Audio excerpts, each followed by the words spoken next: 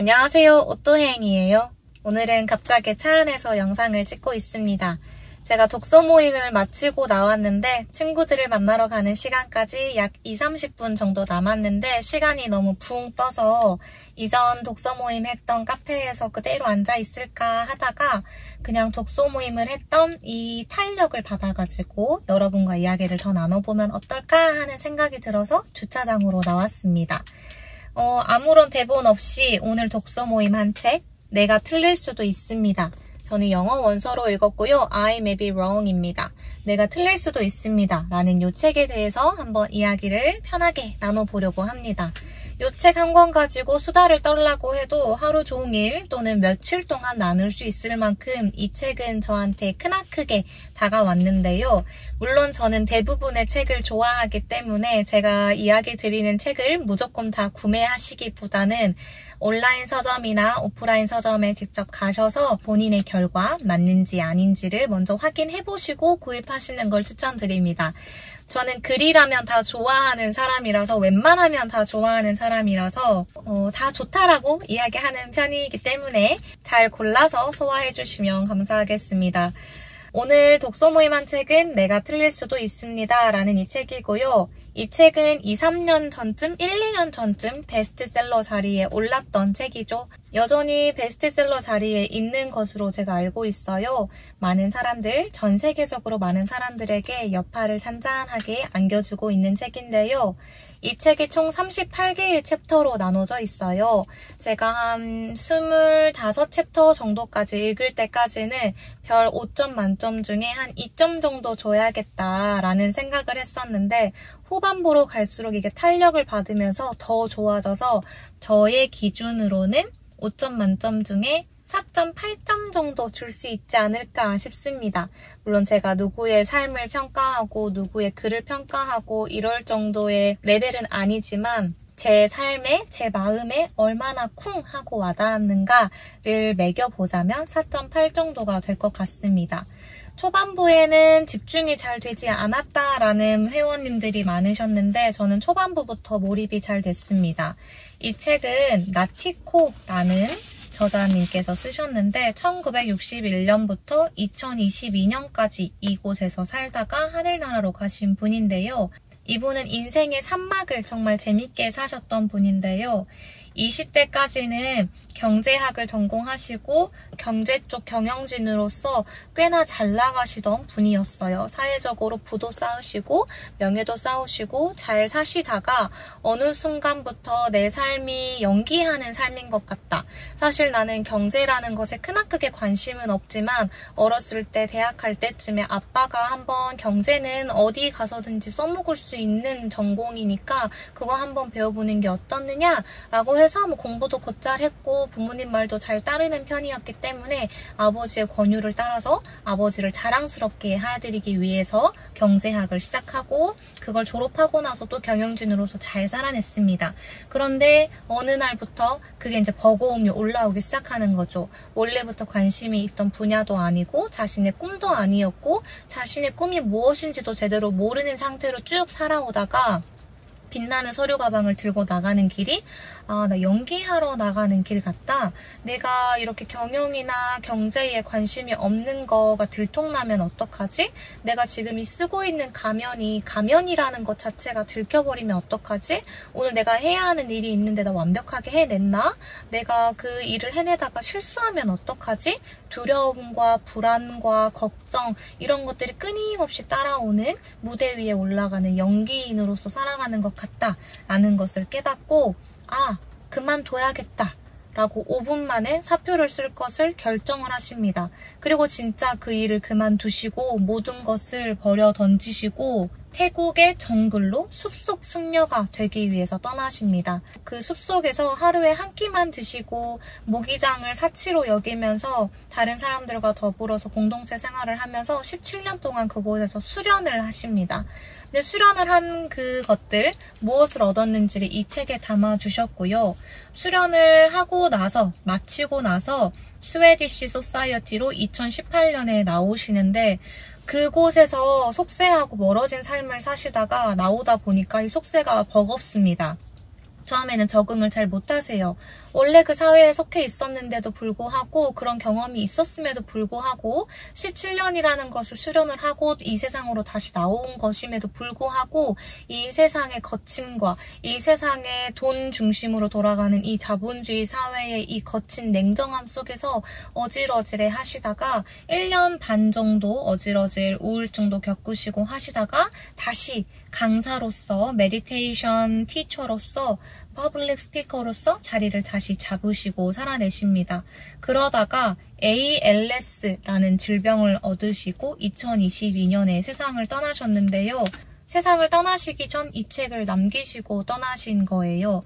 그래서 저는 이 책이 사실 이 저자분께서 죽음을 맞닥뜨리고 이미 돌아가신 분이다라는 걸 전혀 모르는 상태로 이 책을 읽다가 끝부분에 도달했을 때 질병을 얻었다. 나는 1년에서 5년 사이에 죽을 거라는 선고를 받았다. 나는 언제 죽어도 이상하지 않은 삶을 살고 있다. 라고 하면서 서술이 시작되는 부분부터 몰입이 확 됐습니다. 이 책이 마치 유언장처럼 느껴졌어요. 죽음을 이미 선고받고 지금 당장 죽어도 이상하지 않는 삶을 살면서 다른 사람들에게 내가 얻은 것을 알려주고 일러주고 떠나는 유언장처럼 느껴져서 굉장히 묵직한 메시지로 느껴졌습니다. 저는 10년 동안 교회에 20대 때 20대뿐만 아니라 10대의 중반부터 20대 후반, 30이 될 때까지 교회에 시간과 에너지를 정말 많이 쏟아부었었는데요. 그때에 배웠던 정말 중요한 구절, 중요한 가르침 중에 하나가 너의 이웃을 나의 몸과 같이 사랑하라 라는 메시지였어요. 그 개신교에서는 제가 성경 공부를 배운 바에 의하면 하나님이라는 존재를 신뢰하고 그분에 대한 사랑, 그분으로부터의 사랑을 확신하며 1번, 2번 그 사랑으로 나 자신을 사랑하고 3번 타인을 내 몸을 사랑한 것처럼 타인을 사랑하고 그 다음에 4번 세상을 널리 이롭게 한다. 세상도 사랑한다. 이 순서대로 사랑의 삶을 살아라 라고 배웠었는데요. 이 책도 같은 결을 이야기하더라고요. 17년 동안 수련 생활을 하면서 이 저자분께서 배우신 것은 생각은 곧 내가 아니다. 이 머릿속에 넘쳐 흐르는 생각은 곧 내가 아니다. 내 마음속에 끓어오르는 이런 다양하고 복잡한 감정은 곧 내가 아니다. 내가 살고 있는 이 육신 또한 내가 아니다. 라고 하면서 나 자신을 그냥 존재하는 그 자체로 있는 그대로 받아들이는 연습, 그리고 나의 약점이나 단점이나 이런 불안정함을 있는 그대로 받아들이고 나를 사랑하는 연습을 먼저 해요. 그리고 나서 그 사랑하는 법, 나를 사랑하는 법을 배운 그것을 기반으로 해서 타인에게도 그것을 똑같이 적용을 해라 라고 이야기를 하시더라고요. 너가 원하는 세상이 있지, 너가 원하는 세상 모습 그 자체가 되어라 라고 이야기를 하시더라고요. 그래서 그 사랑의 방향이 나로부터 타인으로 흐르고 타인을 사랑함으로써 세상까지 흐르는 그 사랑의 방향이 일치하는 것으로 보아서 역시 또 반듯한 저서와 반듯한 글이 주는 반듯한 보편성, 인생의 진리는 비슷하구나 라는 것을 배웠습니다. 그러면서 저 혼자 고찰했던 것은 교회 생활을 할 때에도 그렇고 지금의 삶에서도 그렇지만 저는 타인을 진짜 너무너무 사랑하고 싶거든요.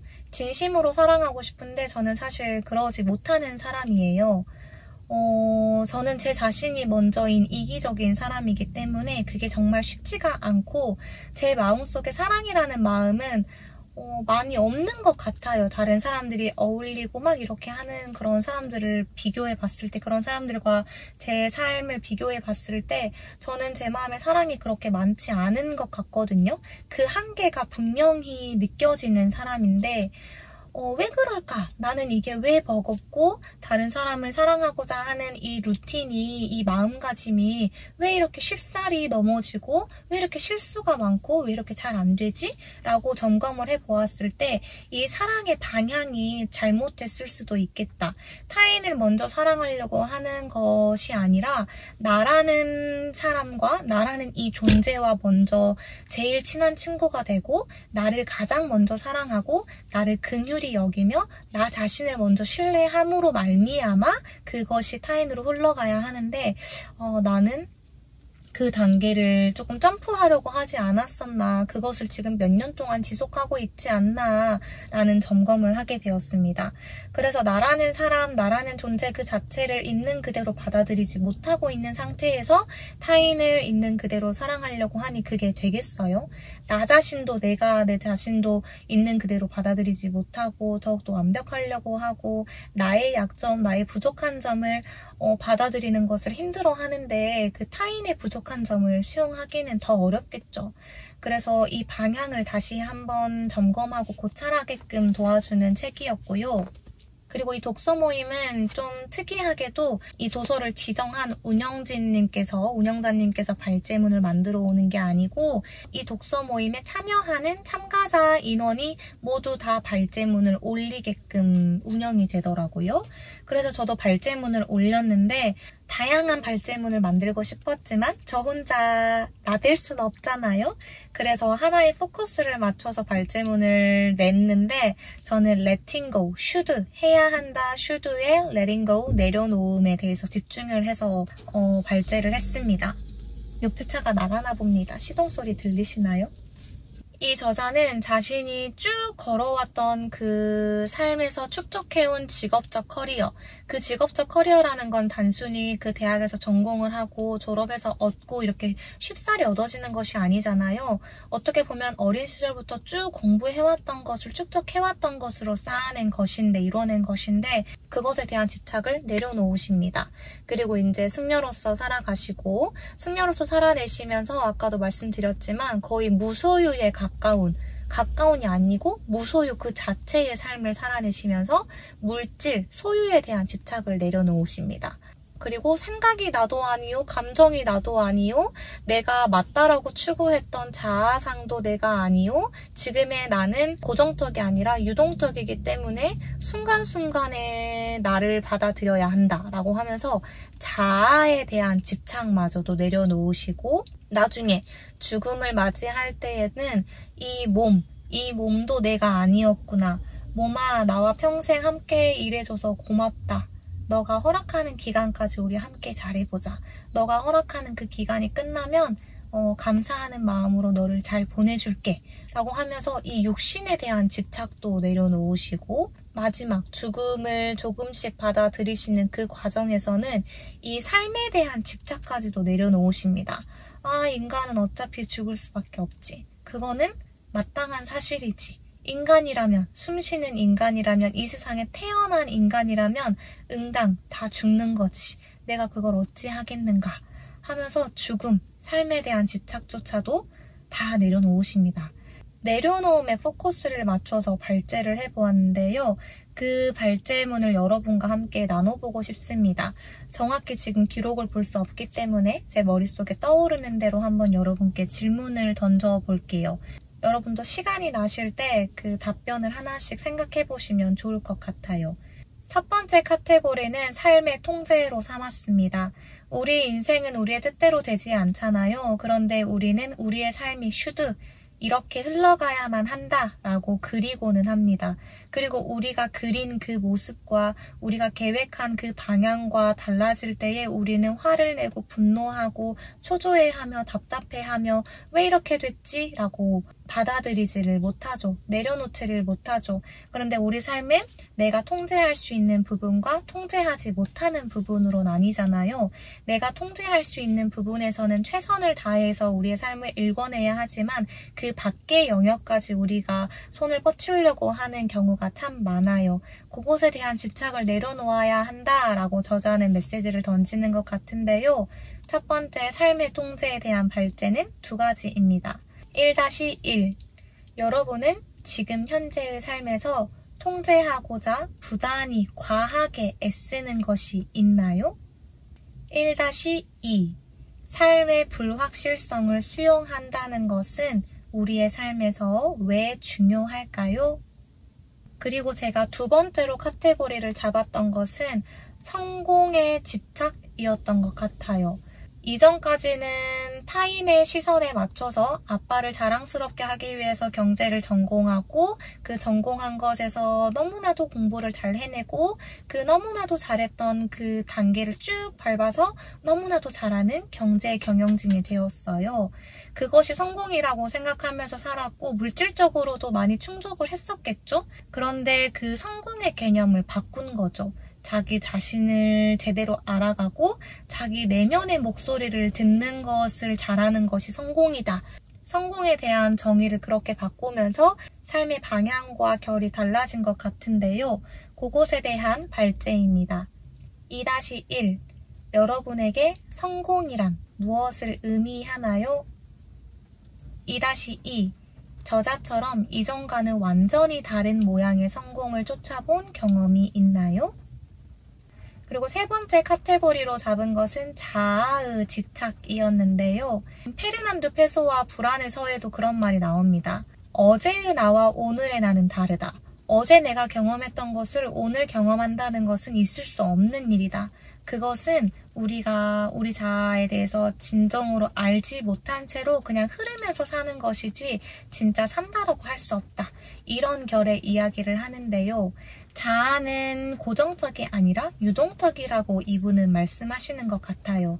그래서 늘 내면의 목소리에 집중을 해서 오늘의 나, 지금 이 순간의 나는 어떠한 사람인가를 관찰하고 알아주고 있는 그대로 수용하는 연습을 계속 하신 것 같고 우리에게도 그렇게 하라고 알려주시는 것 같은데요. 그리고 자아에 대해서 우리는 should를 많이 붙이고는 해요. should보다는 should have pp, 뭐뭐 했어야 했는데를 더 많이 붙이는 것 같기도 한데요. 후회의 메시지죠. 내가 그때 다른 결정을 했었더라면, 내가 지금 더 부유한 사람이었더라면, 내가 조금 더 현명했더라면, 내가 지금보다 더 나은 사람이었다면, 그리고 나에게만 하는 것이 아니라 이 자아라는 것이 나의 자아에만 그러는 것이 아니라 우리가 사랑하는 가깝지 않아도 뭐 다른 타인에게도 그럴 수 있지만 타인의 자아에도 자꾸만 우리가 should를 붙이곤 합니다. 아빠라면 이렇게 행동해야지. 아빠는 나를 위해서 그렇게 행동하면 안 되지. 남자친구, 여자친구 그렇게 하면 안 되지. 너 이렇게 했었어야 해. 나와 타인을 향해서 should를 붙이곤 합니다. 이것을 내려놓으라고 하는데요. 그래서 세 번째 카테고리 자아의 해체라는 부분을 만들어 보았는데요. 3-1. 나를 불안과 고통으로 밀어넣는 자아를 쫓아본 경험이 있나요?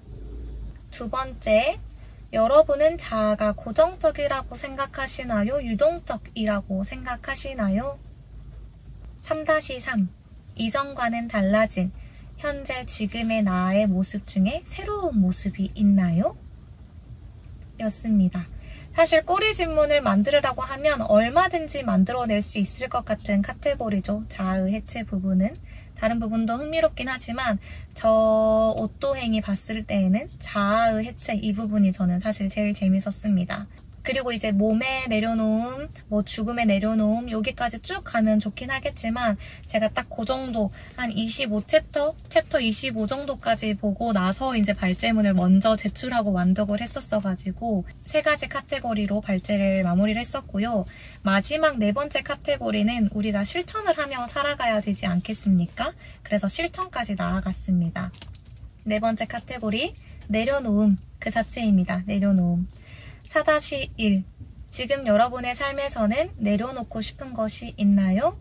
그 이유는 무엇인가요? 4-2.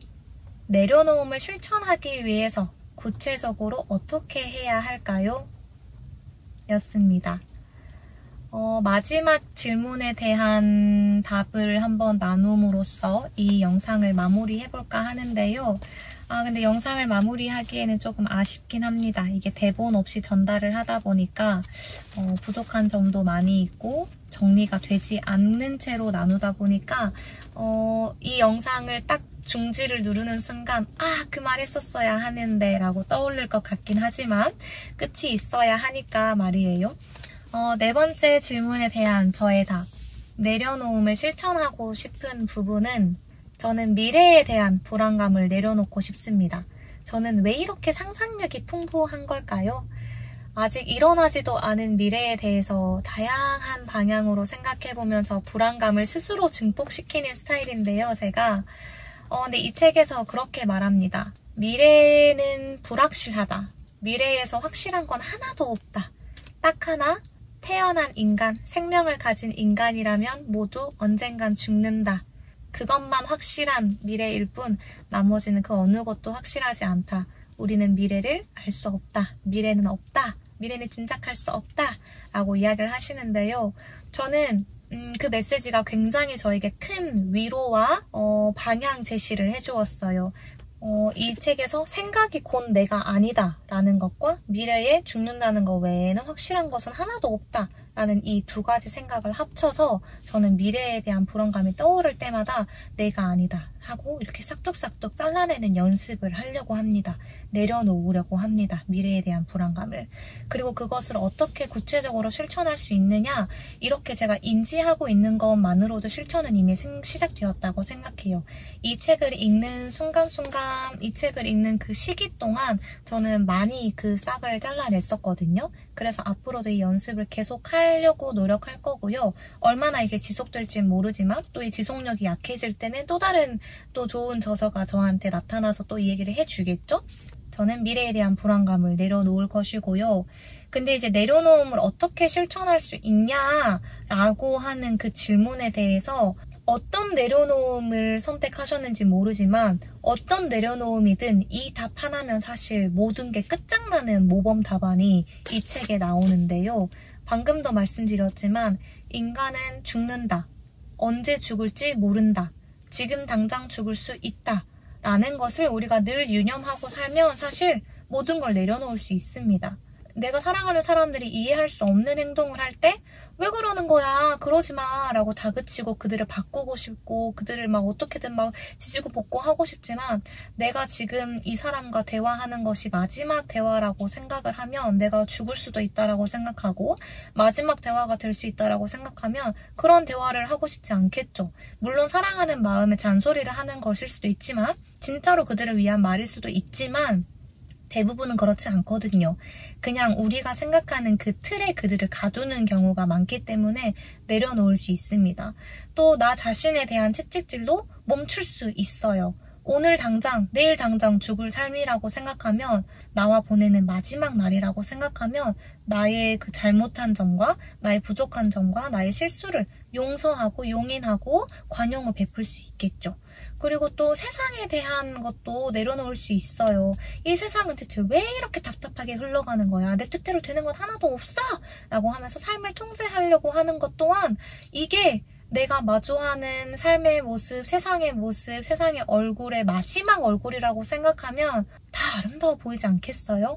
당장 내일이면 이 나뭇잎도 볼 수 없고 이 하늘도 볼 수 없고 쾌쾌한 이 현대 사회의 쾌쾌한 매연도 내일이면 맡을 수 없어. 그러면 이게 꽤 괜찮은 세상으로 보이기 시작할 것 같아요. 이게 마지막이라고 생각한다면.